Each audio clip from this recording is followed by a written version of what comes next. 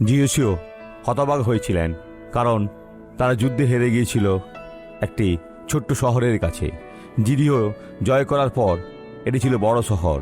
জিরিও ছিল এত বড়, আর অয় যেটা ছিল এই ছোট্ট শহরটা। আর কি ঘটল? তারা কেন হেরেছিল?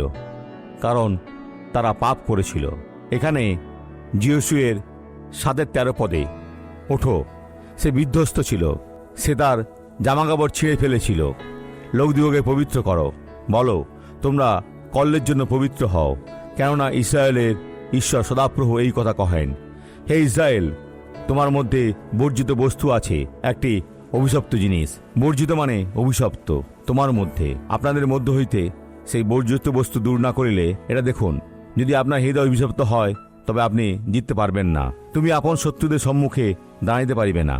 এখন এটা নিয়ে যাও। পিতা, আমরা তোমার আশীর্বাদের জন্য আকুল আবেদন করি, তোমার নাম ধরে ডাকি, এই মুহূর্তে তোমার সান্নিধ্যের জন্য মিনিত করি। প্রভু, আমি সকল মন্দ দূর করব। ধন্যবাদ যিশুর নামে।